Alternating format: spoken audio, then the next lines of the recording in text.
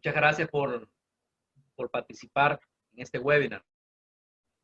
Un webinar que he titulado Importancia de la jerarquización de los equipos para el proceso RCM, de sus siglas en inglés, mantenimiento centrado en confiabilidad.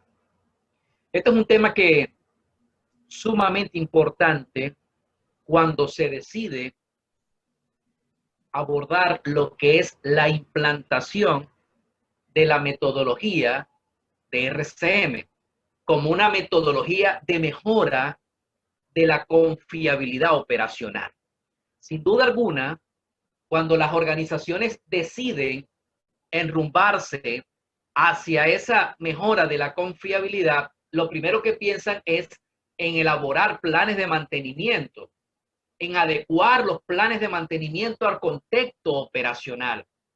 Ese contexto operacional que en muchas oportunidades no está definido, un contexto operacional que es cambiante en el tiempo. Y por esa razón, los equipos reaccionan de manera diferente cuando se someten a contextos operacionales diferentes. Entonces, ¿qué pasa con ese desarrollo, con la dirección de los esfuerzos y los recursos, hacia dónde estarán orientados? Y es la primera pregunta que se hace la alta dirección de la organización. ¿Qué debemos hacer para mejorar la confiabilidad? Y el asesor o el ingeniero recomienda, vamos a adecuar los planes de mantenimiento, pero entonces la dirección dice, ¿por dónde comenzamos? Vamos a aplicar RCM como metodología demostrada que nos permite adecuar planes de mantenimiento al contexto operacional y a la edad del activo. Pero ¿por dónde iniciamos? Allí entonces es donde toma mucha importancia lo que es la jerarquización de los equipos para el proceso de RCM. Básicamente, cuando se hace esa jerarquización, y es lo que quiero mostrar en este webinar, la importancia del análisis de criticidad para poder identificar esos equipos altamente mejorables hoy, por dónde iniciar el proceso RCM. Y les voy a mostrar que el proceso RCM es un proceso, valga la redundancia, muy extenso y por tal razón no podemos aplicarlo a todos los activos instalados de manera inicial. Tenemos que seleccionar cuáles serían los primeros equipos o equipos pilotos para la implantación de esta metodología. Y es básicamente lo que logramos a través de lo que es la jerarquización de esos equipos basados en el riesgo. Y es lo que voy a mostrarles a continuación. Para con los que aún he tenido la oportunidad de interactuar en otros webinars, charlas, cursos, asesoría, mi nombre es Edgar Fuenmayor y soy ingeniero mecánico con maestría en gerencia de mantenimiento y estudio de posgrado en ingeniería de confiabilidad y certificación CMRP. Ya cuento con casi 20 años de experiencia en mantenimiento, confiabilidad y gestión de activos en diferentes sectores industriales, manufactura, petroquímica, gas, petróleo, entre otros sectores industriales en los cuales he tenido la oportunidad de desempeñarme como ingeniero de confiabilidad, ingeniero de mantenimiento y actualmente laboro para firmas de ingeniería, firmas de consultoría en el área de mantenimiento, confiabilidad y gestión de activos. Eso es básicamente de manera muy resumida lo que es mi formación académica y mi experiencia laboral en el área de mantenimiento, confiabilidad y gestión de activos. El temario para este webinar lo he diseñado de la siguiente manera. El proceso RCM y sus 7 preguntas según el estándar SAE JA 1011. ¿Qué nos dice el estándar? El estándar nos dice cuáles son los pasos a seguir para elaborar ese proceso de RCM, para al final obtener lo que nosotros necesitamos, que es un plan de mantenimiento, una lista de tareas proactivas, con frecuencias, con recursos, para yo cargar en un sistema de gestión de mantenimiento computarizado para mejorar la confiabilidad de los activos. Eso es lo que me dice el estándar. Ahora, el estándar no me indica que yo debo elaborar una jerarquización, pero tampoco me dice que tengo que hacérselo a todos los equipos. Entonces, por esa razón, la mejor recomendación que se puede dar es jerarquizar los activos en base al riesgo. Luego veremos casualmente lo que es el análisis de criticidad, que es el análisis de criticidad. Luego, métodos para jerarquizar los equipos, porque existen más de uno, todos basados en riesgo, algunos cualitativos, semi-cuantitativos, cuantitativos e incluso probabilísticos, que nos permiten diferenciar un activo con respecto al otro. Es decir, comparar cómo sería el riesgo de un activo con el riesgo de otro activo en base a qué? A la frecuencia o a la probabilidad de falla y a las consecuencias de falla. Y finalmente veremos lo que es el entregable de la aplicación del mantenimiento centrado en la confiabilidad en un activo físico. Básicamente, ¿qué es el producto? ¿Qué es lo que se debe entregar? Y eso es básicamente como una introducción para aquellos que vayan a tomar una capacitación, si aún no lo han hecho, o vayan a implantar el proceso de RCM en algún activo físico. Comencemos entonces definiendo lo que es el mantenimiento centrado en confiabilidad. Y lo voy a definir tal cual como lo dice la norma SAE JA 1011. Dice que el mantenimiento centrado en confiabilidad es un proceso específico utilizado para identificar las políticas que deben ser implementadas para el manejo de los modos de falla que pueden causar una falla funcional de cualquier activo físico en un contexto operacional dado. Esta definición me parece a mí que es sumamente interesante porque nos indica varios aspectos importantes y por eso es la intención de hablar de la jerarquización. Fíjense que nos habla de modos de fallo. Esos modos de fallo pueden haber muchos modos de fallo asociados a fallas funcionales, totales o parciales. Y estas fallas funcionales, totales o parciales, orientadas a funciones primarias o secundarias. Y es lo que estoy describiendo, es el proceso RCM.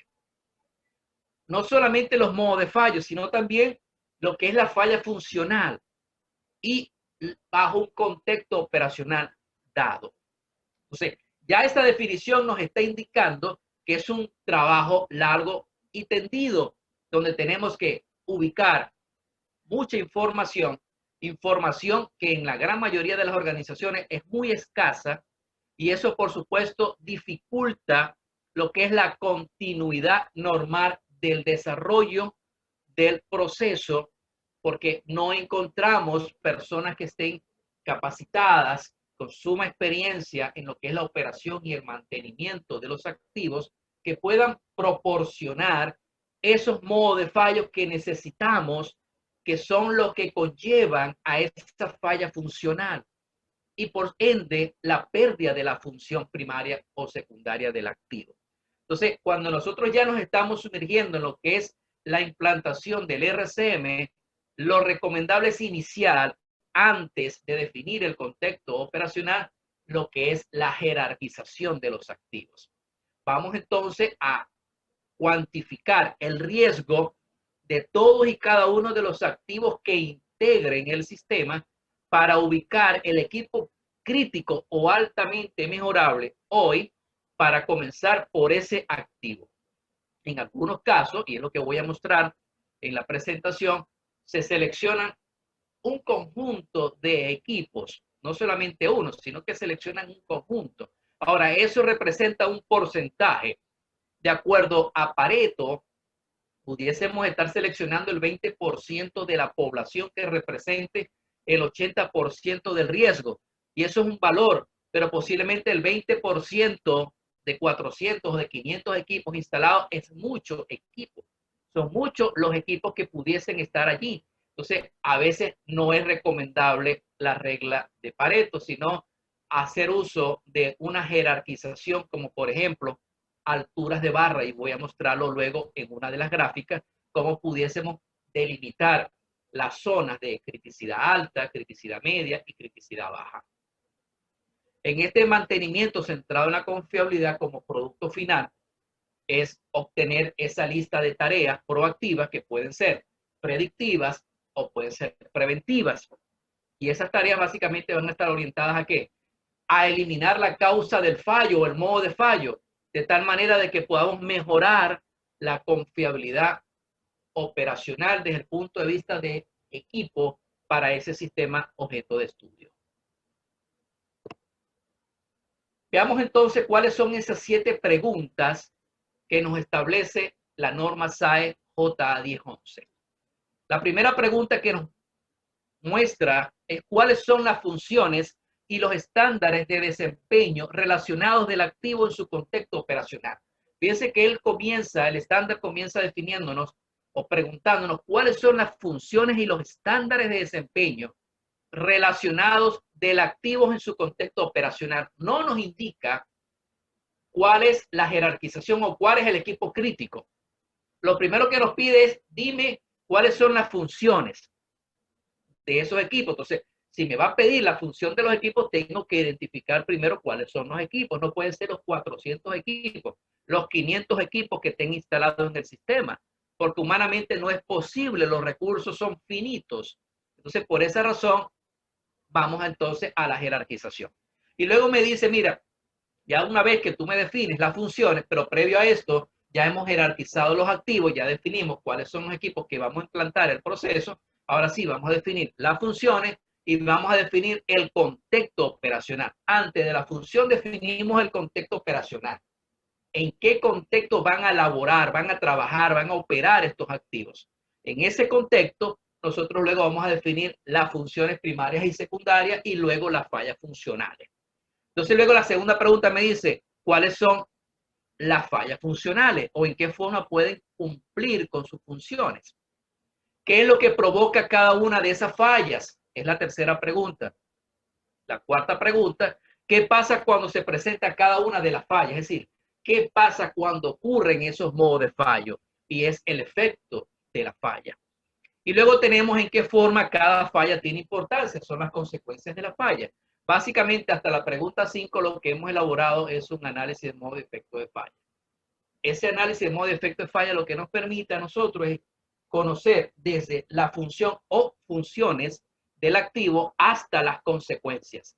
Y esas consecuencias son a nivel de seguridad, ambiente, iniciando por fallas ocultas o consecuencias que no son evidentes hacia el operador en condiciones normales de operación, consecuencias de seguridad del ambiente, operacionales o no operacionales. Y luego ya, cuando ya hemos definido ese análisis de modo de efectos de falla, lo que vamos entonces es a definir cuáles serían las tareas que vamos a desempeñar para mitigar esas consecuencias o para eliminar la causa a la cual nos estamos enfrentando. Y finalmente, ya en el caso que no encontremos alguna tarea proactiva, ¿qué vamos a hacer para poder mitigar el riesgo en la operación de este activo? De manera muy general, estas son 7 preguntas que muestra el estándar SAE JA1011. Y las muestro porque ya en estas 7 preguntas, el trabajo es bastante extenso. Ahora, si nosotros hacemos estas 7 preguntas para 400 equipos, el tiempo que vamos a necesitar para finalizar el proyecto es extenso. Los recursos necesarios es extenso. Entonces, por esa razón, una vez que analizamos lo que es la complejidad de la implantación del proceso RCM, una vez más queda demostrado que tenemos que seleccionar cuáles son los equipos con los cuales vamos a dar inicio a el proceso de RCM. Acá quiero mostrar de una manera estructurada cómo es el proceso de la implantación de la metodología RCM. Lo primero que con lo que iniciamos es la conformación del equipo natural de trabajo o el equipo multidisciplinario. Y luego tenemos 2 fases. La fase A, que es la selección del sistema y definición del contexto operacional. Bajo qué contexto va a operar el activo. Hablamos de presión, temperatura, caudal, pH y cualquier otra variable de proceso importante que tengamos que definir y que esas condiciones operacionales deberían de permanecer estables en el tiempo para que el equipo pueda cumplir con la función para la cual fue adquirido. Uno de los principios fundamentales del RCM es que el equipo desempeñe la función para la cual fue adquirido. Es decir, que haga lo que el usuario o dueño del activo desea que haga. Y eso es importante porque para que logremos que la bomba, y el caso básico que siempre coloco es una bomba, que la bomba pueda descargar cierta cantidad de fluido a unas condiciones de trabajo establecidas, yo necesito llevar a cabo una acción de mantenimiento. Pero esa bomba tiene que ser una bomba crítica. ¿Por qué una bomba crítica? Porque los recursos que yo voy a direccionar para que se encarguen de investigar todos y cada uno de los modos de fallas que han ocurrido, los que están siendo prevenidos actualmente y los que posiblemente ocurran, eso es un trabajo que necesita de tiempo suficiente para la investigación. Entonces, por esa razón, vamos a comenzar con esos equipos altamente mejorables. Y luego ya viene la fase B, que es básicamente la definición de las funciones, determinar las fallas funcionales, los modos de fallo, los efectos y las consecuencias de la falla. Y finalmente ya va la aplicación de la lógica o el diagrama de decisión del RCM. Y al final vamos a obtener como producto, que es básicamente lo que se quiere, un formato donde vamos a mostrar el AMEF inicialmente. Hay dos formatos que se utilizan en el RCM. El formato asociado a lo que es el AMEF, análisis de modo y efectos de falla, que desde la función hasta las consecuencias, y luego veremos lo que es el formato asociado a la decisión. Y esto lo que quiero mostrar es cómo a medida que avanzamos en el proceso de implantación del RCM, vemos cómo se hace más complejo el análisis y cuando nosotros necesitamos orientar esos esfuerzos, esos recursos que son finitos, son escasos, para este proceso de implantación tenemos que seleccionar muy adecuadamente cuáles serían esos equipos. ¿Qué es análisis de criticidad? Es una pregunta que generalmente yo hago en mis charlas, en mis webinars, en mis talleres, mis cursos, porque generalmente en las organizaciones, cuando hablan de criticidad, hablan del equipo que afecta producción. Y ese es el equipo por el cual vamos a comenzar el proceso de RCM. Y allí ya prácticamente definen cuál es el equipo altamente mejorable porque afecta la producción. Y la producción básicamente es uno de esos criterios que deben ser analizados para luego evaluar las consecuencias. No debería de ser el único criterio a considerar. Y en muchas organizaciones le dan la importancia es a la producción. Ahora, dejan a un lado lo que es la seguridad personal, lo que es la afectación al ambiente, lo que es la imagen y el brillo de la organización. Entonces, el análisis de criticidad es una metodología que permite jerarquizar, ordenar de mayor a menor sistemas, instalaciones y equipos en función de su impacto global, es decir, frecuencia por consecuencia. Ese es el impacto total, con el fin de optimizar el proceso de asignación de recursos, tanto económicos, humanos y técnicos. Lo primero que debemos hacer al momento de llevar a cabo un análisis de criticidad es la taxonomía. Y tenemos un estándar como la ISO 14224 que nos permite mostrar la taxonomía. Por ejemplo, tenemos una planta o un complejo industrial y dentro de ese complejo industrial tenemos varias plantas y estas plantas a su vez se subdividen en sistemas y estos sistemas en subsistemas y estos subsistemas en equipos y estos equipos en componentes. Entonces vamos a hacer lo que es una partición o una separación, un despiece de ese complejo industrial hasta llegar a lo que llamamos nosotros el arte mantenible, que es precisamente a donde recae la acción de mantenimiento. Y eso es básicamente lo que es un análisis de criticidad y es lo que yo llamo jerarquización de los equipos antes de iniciar con el proceso de RCM. ¿Cuáles son esas características relevantes del análisis de criticidad? Permite establecer cuándo una instalación, sistema, equipo, dispositivo o problema es más crítico que otro. ¿Y qué llamamos crítico? Puede ser, afecta a la producción, afecta al ambiente, afecta a la seguridad o su frecuencia de falla es alta. Y ya vamos a ver una ecuación donde vamos a poder mostrar cuál es el índice o el indicador asociado a lo que es la criticidad. Permite construir una estructura, lista o matriz que facilita una visión amplia, que facilita la toma de decisiones. Y la toma de decisión precisamente está en seleccionar los primeros equipos. Y como lo comentaba en la introducción, ¿cuáles van a ser esos primeros equipos? Bien sea lo que me oriente Pareto o a través de lo que es una separación por altura. Y cuando me refiero a altura, en un diagrama de barra voy a poder seleccionar esa zona donde es alta criticidad, mediana criticidad y baja criticidad. Requiere establecer criterios aceptados por todos para hacer válido el resultado. Debe hacerse a través de un equipo multidisciplinario, donde tanto operaciones, mantenimiento, técnico, finanzas, planificación, lleven a cabo ese análisis de criticidad evaluando de alguno de los métodos cuál sería ese peso ponderado para identificar cuál sería ese equipo a seleccionar como crítico.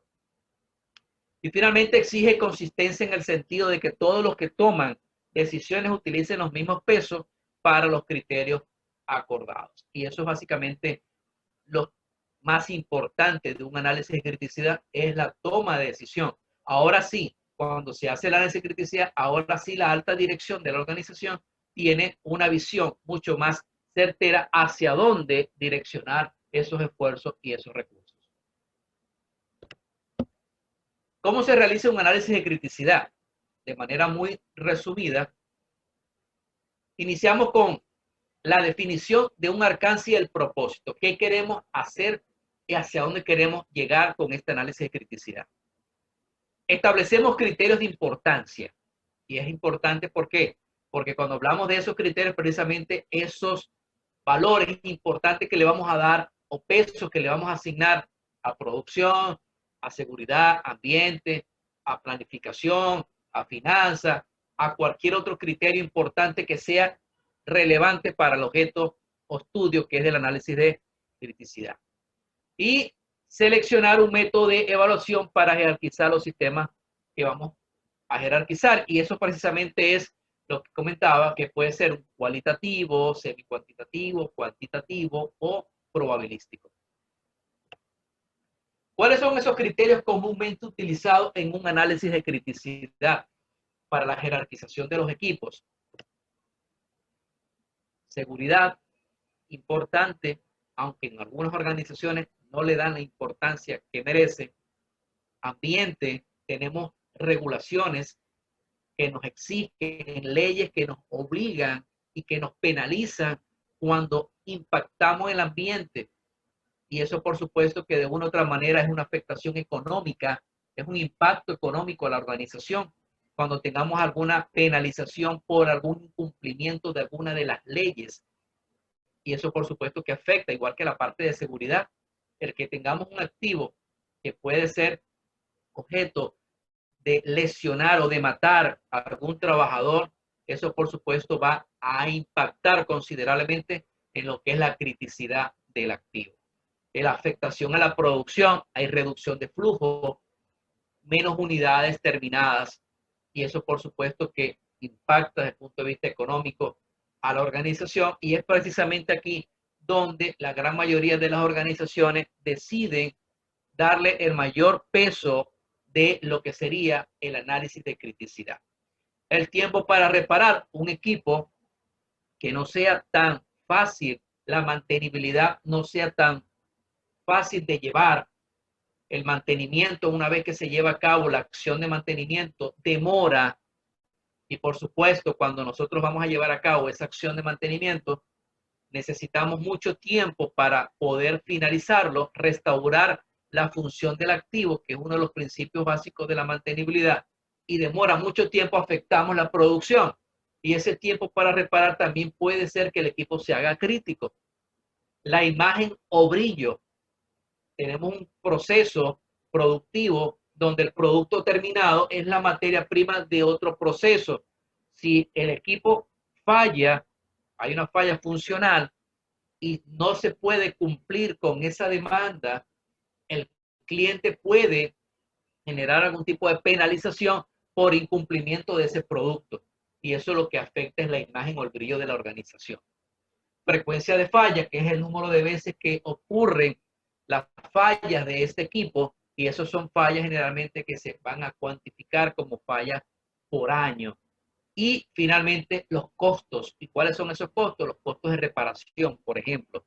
Estos costos, tenemos equipos que generalmente su acción de mantenimiento, y hablamos de equipos grandes, los repuestos no están disponibles porque no es de producción nacional y tenemos que importarlos, tenemos que traer a los especialistas para que nos ayuden o nos asesoren a lo que es la reparación de la máquina. Y eso, por supuesto, que incrementa de manera considerable los costos de reparación. Ya eso va a sumar lo que sería la afectación y va, por supuesto, a liderizar en algunos casos lo que sería el índice de criticidad. El índice de criticidad básicamente es una ecuación matemática que es directamente proporcional a dos variables: la frecuencia de falla y las consecuencias de la falla. ¿Cómo articular los criterios antes mencionados? ¿Qué podemos hacer entonces para calcular la criticidad y poder jerarquizar definitivamente los activos? Vamos a evaluar lo que es la frecuencia de falla y las consecuencias de la falla. Ya les decía entonces yo que la frecuencia de falla no es más que el número de veces que el equipo ha fallado por unidad de tiempo, por las consecuencias. Y las consecuencias podemos obtenerla a través de esta ecuación matemática, que es el nivel de producción, cuántas unidades se producen por el tiempo promedio para reparar, por el impacto en la producción, es decir, cuánto afecta en porcentaje, más el costo de reparación, más el impacto a la seguridad, más el impacto al ambiente, más la satisfacción del cliente. La sumatoria de esto es la consecuencia, y esa consecuencia la tenemos que tener en unidades. Por ejemplo, si la frecuencia está en fallas por años, nosotros necesitamos tener un indicador que nos permita evaluar esa criticidad. En este caso, el método que les voy a mostrar es un método muy sencillo, que es el método de los puntos, y aquí básicamente al final lo que queda es un peso ponderado, y eso por supuesto que se hace mucho más interesante. Análisis de información de las frecuencias de falla.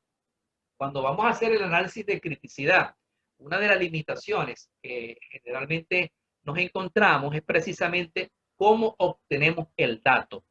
Y uno de los datos que no se obtiene muy fácil es la frecuencia de falla. Cada cuánto tiempo falla, no hay registros históricos, no hay bitácoras.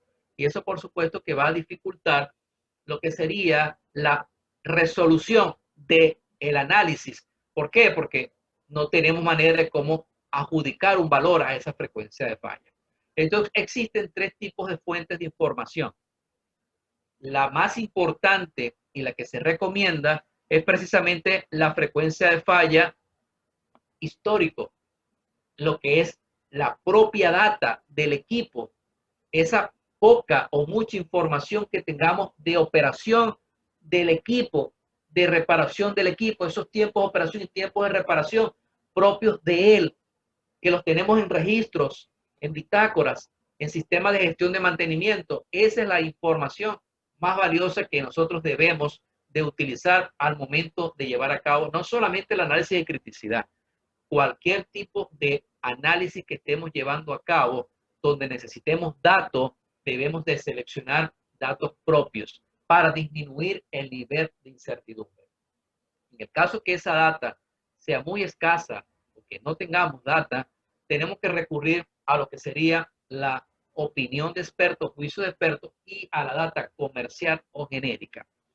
De la data comercial o genérica, mucho cuidado con ella, porque generalmente estos bancos de datos reflejan lo que son los tiempos de operación, los tiempos de reparación de equipos de algunos modos de fallo en plantas similares, y en algunos casos no tienen relación el contexto operacional de la planta que estamos estudiando con esa planta que está en ese banco de datos. Y eso, por supuesto, puede incrementar de manera considerable lo que es el nivel de incertidumbre al momento de tomar decisiones. Entonces, mucho cuidado con esa data genérica. Existen bancos de datos como el OREDA, uno de los más utilizados, más consultados, el Webmaster, IEEE, Parlog, Exida, entre otros bases de datos comerciales que se pueden tomar como referencia al momento de llevar a cabo un análisis, no solamente este tipo de estudio. Y le decía entonces que para cualquier estudio donde necesitemos datos, podemos hacer uso de él, pero a conciencia. Y la opinión de expertos, juicio de expertos, que es una información también muy subjetiva, con cierto nivel también de incertidumbre, pero que pudiésemos tener a lo mejor un valor mucho más cercano, porque debería de seleccionarse una persona que tenga experiencia en operar y mantener el activo en ese contexto operacional. Entonces, ahí básicamente podemos seleccionar esa información a lo que sería la evaluación de la frecuencia de falla, y de igual manera para lo que tenga relación con las consecuencias de la falla desde el punto de vista de valores o de datos necesarios para cuantificarla. Entre los métodos de análisis de criticidad existen varios. Tenemos el análisis de criticidad de Siliberti, Anthony Siliberti, que es una combinación de lo que sería la matriz asociada a la seguridad o el impacto a la seguridad, y la matriz donde él evalúa el impacto al proceso. Mantenimiento basado en la criticidad, el estándar, el Nordson Z008, el método de los puntos, que es un método semi-cuantitativo muy utilizado, y la criticidad basada en las normas o las normativas API 580, 581, específicamente para los equipos de contención de energía, equipos estáticos. Estos son algunos de los métodos que nosotros podemos utilizar al momento de llevar a cabo un análisis de criticidad. El método que generalmente yo utilizo cuando la data no es muy robusta, no hay data dura, es el método de los puntos. Y esto es una técnica semi-cuantitativa donde la estimación de la probabilidad de ocurrencia de los eventos y de sus respectivas consecuencias se realiza utilizando una escala relativa a rangos. La determinación de las consecuencias, probabilidad de falla y el nivel de riesgo de esta metodología resulta en una matriz como la que se detalla a continuación. Es decir, este método consiste en ubicar unos rangos de las frecuencias de falla a través de lo que es la estadística no paramétrica. Construimos un histograma de frecuencia, ubicamos los rangos o el rango, valor máximo y el mínimo, y el intervalo de clase, y podemos ubicar luego y convertir esos valores a lo que serían unos pesos ponderados. Y de igual manera lo vamos a hacer para los diferentes criterios de las consecuencias. Entonces, una vez que vamos a analizar un sistema, tenemos que evaluar cuáles son esos criterios que estén presentes en ese contexto operacional. Y eso, por supuesto, nos va a llevar luego a lo que sería el resultado de la jerarquización, que es una matriz similar a la que estoy mostrando acá como código de colores. En este caso tenemos 4 niveles de riesgo. Tenemos el nivel de riesgo alto, el nivel de riesgo medio, el nivel de riesgo medio-bajo y el nivel de riesgo bajo. Y ahí ya podemos ubicar, fíjense que tenemos lo que llamamos ISEP, que es instalación, sistema, equipo y dispositivo, donde tenemos en el ISEP número 3 es el equipo crítico.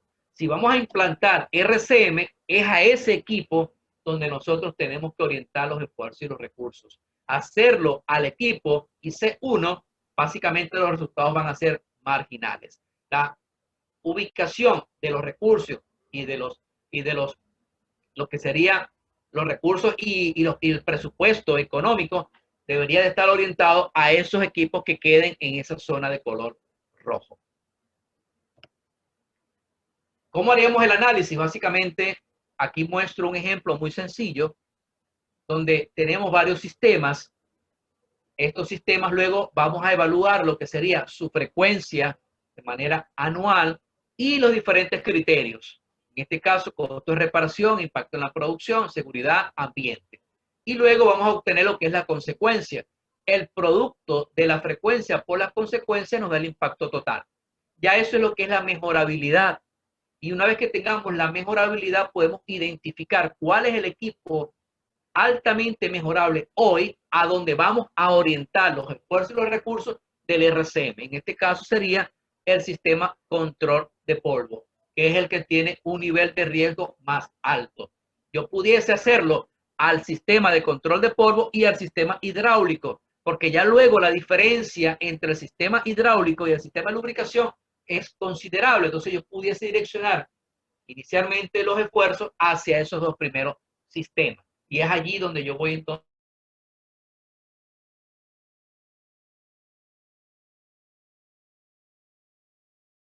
de manera gráfica, ¿cómo podemos obtener nosotros ese sistema? Fíjense que acá tenemos varias barras y esas barras tienen diferentes alturas y por diferentes alturas podemos obtener la zona de alta criticidad, la zona de media criticidad y la zona de baja criticidad. Fíjense que en este caso ya yo puedo visualizar que hay una diferencia considerable de altura y los tres primeros equipos pudiesen ser los equipos pilotos para iniciar el proceso del RCM. Esta es otra manera, como ya lo mostraba en el método de los puntos, de mostrar lo que serían los resultados. En este caso tenemos una matriz de código de colores donde tenemos el color rojo, alta criticidad, amarillo, mediana criticidad y el verde, que es baja criticidad. Fíjense que la gran mayoría de los equipos están concentrados en la zona de baja criticidad y en la zona de alta criticidad solamente tenemos pocos equipos, lo que nos está indicando de que es allí donde tenemos que direccionar los esfuerzos y los recursos. Esto es una manera muy visual de mostrar el resultado de lo que es la jerarquización de los equipos antes de iniciar el proceso de RCM. De una manera cuantitativa, podemos mostrar también el resultado. En este caso, hay varios subsistemas. Tenemos las frecuencias y los criterios de consecuencia. Y fíjense que al final que tenemos igualmente una lista jerarquizada de A menor y lo tenemos ya definido, la clasificación. Sabemos cuáles son los equipos críticos, los semicríticos y los equipos no críticos. Aquí no utilizamos básicamente el criterio Pareto, simplemente lo seleccionamos por diferencia de magnitud. Donde hay una diferencia considerable, ahí hacemos un corte y marcamos la zona de la clasificación. Productos del RCM, ya una vez que ya hemos elaborado el estudio de criticidad de la jerarquización de los equipos, ya sabemos cuáles son los equipos altamente mejorables, hacia dónde orientarnos, básicamente qué obtenemos ahora con el RCM, desarrollo e implantación de un programa de mantenimiento proactivo, más seguro, justificación costo efectiva y técnicamente argumentable. ¿Y qué sale de allí? Un porcentaje de mantenimiento correctivo y proactivo adecuado y un incremento de confiabilidad. Ese es el producto principal del RCM. Eso es lo que nosotros buscamos. ¿Y para qué vamos a ubicar eso? Lo vamos a ubicar para esos equipos altamente mejorables, que es lo que nosotros estamos necesitando, un incremento de la confiabilidad, que ese mantenimiento sea proactivo y que nos ayude a mejorar la confiabilidad y la disponibilidad de nuestro sistema y de una u otra manera impacte considerablemente a la rentabilidad del negocio.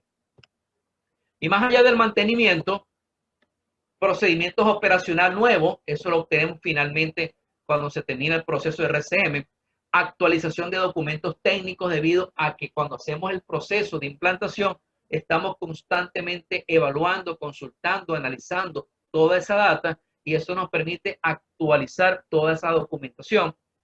Hacemos rediseños de equipos cuando ya la política de mantenimiento, que es técnicamente factible, económicamente rentable, es el rediseño. Una vez que ya se hace lo que es el análisis de la decisión o del diagrama de decisión del RCM. Direcciona la guía de detección de fallas, hacia dónde están esas oportunidades de fallas funcionales. Hay pruebas funcionales en sistemas de protección y actualización de adiestramiento, es decir, oportunidades para capacitar a nuestros trabajadores, ya que posiblemente hayan tecnologías predictivas que van a ser utilizadas y para ello requerimos que nuestro personal esté capacitado para esa aplicación de esas tecnologías predictivas, entre otras tareas que pudiesen tener como resultado de la implantación del RCM. Acá quiero compartir con ustedes algunos autores importantes en el tema de RCM y de análisis de criticidad, el cual pueden consultar. Tenemos los dos estándares más importantes y algunos autores importantes en este tema que pueden consultar y profundizar lo que hemos mostrado en esta presentación. Y por su atención, muchísimas gracias. Acá quiero compartir con ustedes mi correo personal. Cualquier consulta, cualquier duda, estoy a la orden. Muchas gracias por su atención.